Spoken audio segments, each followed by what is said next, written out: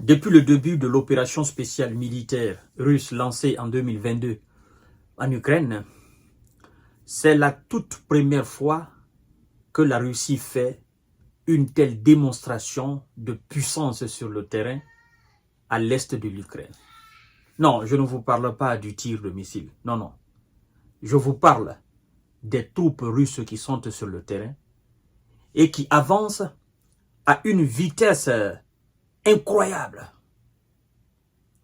C'est pas une, c'est pas deux, c'est pas trois, c'est pas quatre, 5 localités qui ont été conquises en même temps par les troupes de M. Vladimir Poutine. 5 localités. Nous allons les voir tout à l'heure, mesdames et messieurs et mesdemoiselles. Continuez à vous abonner à ma chaîne YouTube Kanteji Visionnaire le vrai. Activez la cloche de notification pour ne plus rater mes vidéos. Mais aussi, je vous invite à vous abonner à ma chaîne, à ma page Facebook, le géopolitologue.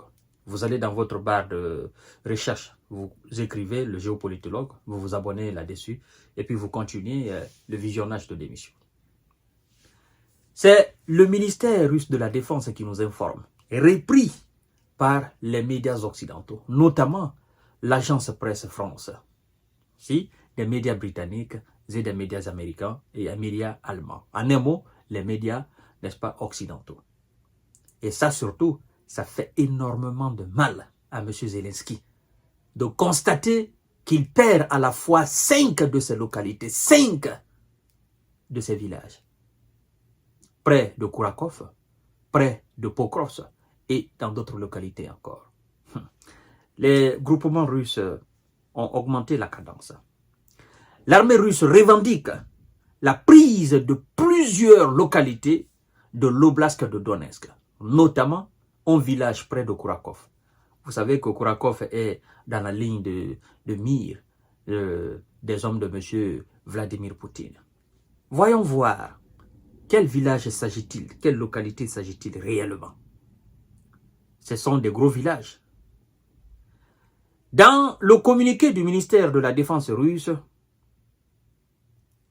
les unités du groupement centre ont libéré Novod-Mitrivka, premièrement, un village situé à environ 12 km au nord de Kourakov. Ils sont en train d'encercler de façon définitive la ville de Kourakov avant de mettre la main là-dessus. C'est-à-dire qu'ils sont en train de créer les conditions de la capitulation de la ville. C'est-à-dire la ville elle-même va capituler. Elle va capituler toute seule. Parce que lorsque vous encerclez une ville ou un village ou une localité, vous coupez de la localité ses vivres, ses points de ravitaillement. Et même les soldats qui sont à l'intérieur, qui sont censés protéger la ville ou le village, eux, on ne fait plus de rotation. Le peu de grains qu'ils ont dans les greniers, quand ça finit, ils seront obligés de déposer les armes. Donc c'est une tactique très ancienne qui est connue. Qui est connue, mais personne n'arrive à déboulonner les soldats russes. Personne n'arrive à les arrêter. C'est comme un joueur. Les gars comme les Messi ou les Ronaldo, on sait comment ils vont dribbler, mais on n'arrive toujours pas à les arrêter. Tellement qu'ils sont puissants en fait. C'est ce qu'on est en train de constater. On sait comment la Russie procède. On sait comment... On connaît ça, le module opérandi de l'armée russe, mais on ne sait pas comment l'arrêter. C'est en fait ça. Et c'est ça surtout une démonstration de puissance. Alors, mesdames et messieurs, ça c'est le groupement centre qui a libéré Novod-Mitrivka, un village situé aux environs de 12 km au nord de Kourakov. Et maintenant, les autres localités, c'est dans l'Oblast. À savoir, écoutez très bien, Pivden, ça c'est le premier village, la première grande localité, Pivden. Deuxièmement, il y a Novolek Sivka. Troisièmement, il y a Ilenka. Quatrièmement, il y a Novosedivka. Ces 4 localités ont été également prises par l'armée russe selon le même message du ministère de la Défense russe. Monsieur Zelensky, il est furieux. Dans l'air, il est battu. Sur la terre ferme, il est battu. Dans l'eau, il est battu. Dans les bureaux, il est battu. Diplomatie, il est battu. Politique, il est battu. Ses alliés même sont battus. Ceux qui sont censés le rendre très fort. Ceux qui sont censés le donner de l'énergie, de la force. Ceux qui sont censés montrer à Vladimir Poutine qu'ils ne sont pas membres permanents du Conseil de sécurité de l'ONU pour rien. En fait, si vous demandez aujourd'hui Zelensky, en réalité, qui est le véritable boss du monde, il va vous dire que c'est la Russie, ce n'est pas les États-Unis. Non, il va vous dire carrément que non, c'est la Russie. Parce que la Russie, elle est plus réaliste que les États-Unis. Les Américains, ils sont dans la fanfaronnade, dans le babillage. C'est ça, comme a dit Viktor Orban hier. Ils sont dans les sanctions parce qu'ils savent que c'est lui qui est en face. Non, comme on dit chez nous, c'est pas un petit Mamadou. C'est l'imbattable. Vous savez, moi j'ai suivi le début de cette opération spéciale jusqu'à aujourd'hui. J'ai écouté plusieurs déclarations. J'ai décortiqué plusieurs déclarations. Mais parmi ces multitudes de déclarations que j'ai eu à décortiquer, tant bien sur ma page, sur mes anciennes pages Facebook, que maintenant sur ma chaîne YouTube Kanteji Visionnaire, il y a une déclaration d'un officier de l'armée ukrainienne, je crois qu'il n'est plus de ce monde, qui reste toujours gravé dans ma tête. Oui. Et même les médias comme LCI ou BFM TV ils ont remonté la déclaration de ce monsieur-là. Je pense qu'il était en interview avec des journalistes occidentaux. Il a dit quelque chose qui jusqu'à présent continue de peser.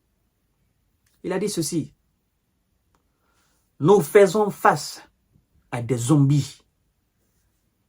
Vous tirez sur un, il y a 10 qui surgissent. Vous tirez sur 10, il y a 100 qui surgissent. Vous tirez sur 100, il y a 1000 qui surgissent. Il dit, mais comment gagner une guerre face à des zombies? Vous les tirez, ils se réveillent. Et vous les tirez, ils se réveillent.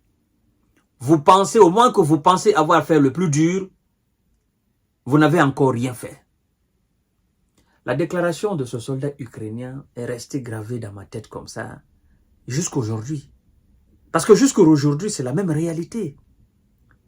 Ça ne fait même qu'augmenter. Parce que quand on dit que l'Ukraine est en infériorité numérique par rapport à la Russie, c'est-à-dire on admet clairement la supériorité numérique. Et les mêmes médias qui, depuis 2022, vous ont raconté que la Russie perdait en moyenne 500 soldats par jour. En moyenne. Il y en a qui sont allés jusqu'à dire 1000 soldats, 1500 soldats par jour. Lorsque vous faites le cumul en moyenne de ces 500 soldats par jour, depuis 2022 jusqu'à aujourd'hui, bientôt, disons, 3 ans de guerre. Lorsque vous faites le cumul de ça, chaque jour de chaque mois, ça nous fait combien de mois? Ça fait 3 ans. Vous multipliez les 500 soldats par jour par le nombre de mois du nombre d'années. Ce que ça va vous donner, c'est vertigineux. Et vous dites, donc la Russie a perdu tout ça selon les Occidentaux. Et selon les mêmes Occidentaux, la Russie est en supériorité numérique, militairement, sur l'Ukraine qui est en infériorité numérique. Vous vous dites, il y a quelque chose qui ne va pas. C'est illogique.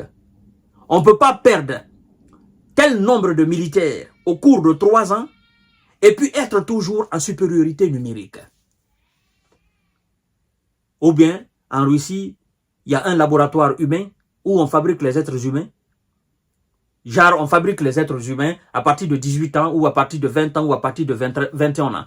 C'est pas naître dans le ventre d'une femme, non. Il y a une usine en Russie où on fabrique des êtres humains prêts à employer sur le terrain. Même ça va être difficile de perdre un tel nombre de soldats au cours de 3 ans de guerre.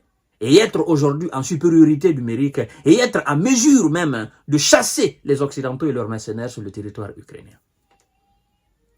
Yangui Souroche, elle reste très forte et toujours, elle est en position de force. Je parle de la Russie. Je vous reviens tout à l'heure, mesdames et messieurs, pour notre série d'informations de décortiquage. Merci beaucoup.